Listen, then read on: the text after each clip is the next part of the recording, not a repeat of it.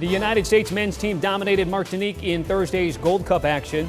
Daryl DK with a brace, and even Mr. Own Goal making another appearance at a soccer tournament. 6-1's your final. DK's double helps the Americans move on to the knockout stage, and they've improved to 37 victories, 1 loss, and 4 draws in the Gold Cup group stage. Berhalter changed 7 starters from last weekend's opening 1-0 victory over Haiti. Next up for the U.S., a Group B deciding match against Canada on Sunday to see which nation takes top honors and earns the 1 seed in the quarterfinals. Back for another great chat of soccer with our guys, the host of the Que Golazo podcast, Miguel Echegaray, and the gaffer, Rongen. So guys, takeaways from this victory over Martinique and really overall thoughts on the men's national team right now. There's sort of like that cartoon episode of The Simpsons with Grandpa Simpson walking in, taking off his hat, coming right back, putting his hat on, getting out. I feel like that's been the roster situation. Luis, I'll start with you. What do you think?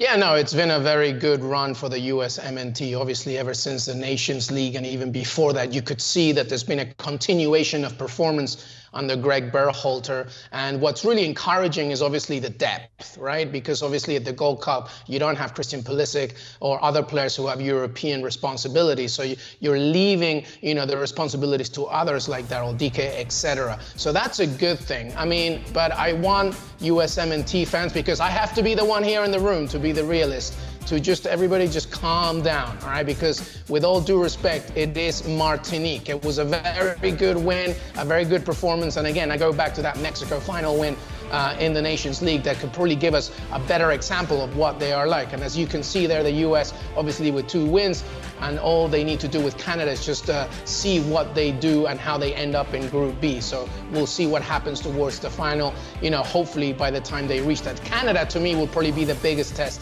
as we begin right now. But again, I reiterate one big point. This is all very good, but I want to see what happens as they get closer to World Cup qualifiers, etc. Because, this kind of confidence has been here before. But make no mistake about it, it's good to see, and of course, a philosophy and an identity clearly being led by Greg Berhalter.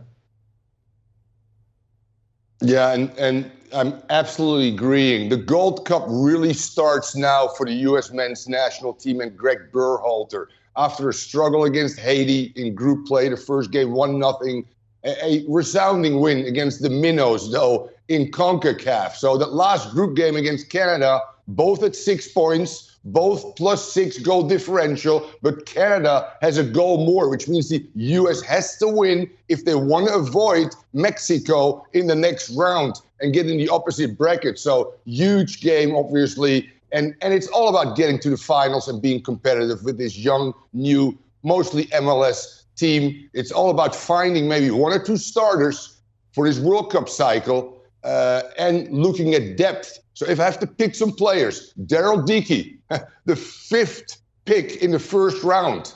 My God, what did these other 4 teams do, by the way? Because he's been a monster for Orlando FC and obviously went over to England as well. A price tag of 20 million, a brace on the day. Could have been a hat trick or that own goal as well. He's pushing Josh Sargent for that number 9 position right now. I still give it to Sargent, but if Daryl DK continues, then Greg Berhalter has a pleasant, surprise, obviously. And this guy right here could be the starter. I like Busio from Kansas City, Sporting Kansas City, in midfield as well. Eric Williams of the Portland Timbers played well. They controlled. And another guy I really liked from NYCFC was James Sands.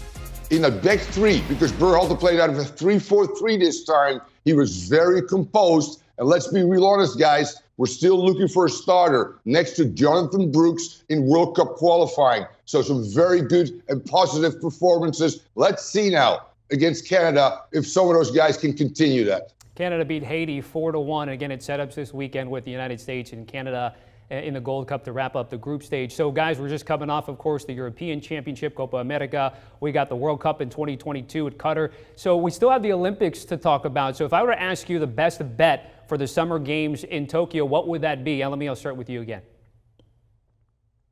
Well, it's clearly obvious that there's only one way going this way, and that's the United States women's national team. They are clearly so good. And even though they didn't win, I'm sorry, but we're talking about the men's. Well, from a men's perspective, listen, I think that Spain is clearly a leader here. I think that they have enough talent. Here's the thing about Spain, and apologies that I started the United States women's national team. They got me all excited earlier on. But Spain, from a men's perspective, they have such a youth and young development, and the squad is so deep that, as you can see, one of the things that you saw at the European Championships, by the way, is that they weren't just relying, right, on their experience. They didn't have any Real Madrid players in the European Championships.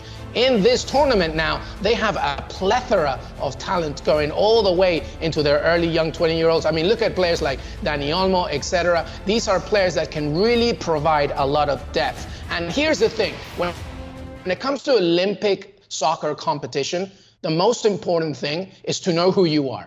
You have to understand the kind of team that you are. And you have to go in that tournament understanding what the opponent is and how you're going to approach them. That's why I favor Spain. Of course, there's others like Brazil and France, etc. But to me, Spain is the clear leader. Yeah, I agree with LME as well. You look at France right now, I like their two overage players. As we all know, in the men's side of the competition, it's up to 24 years old and 3 overage players.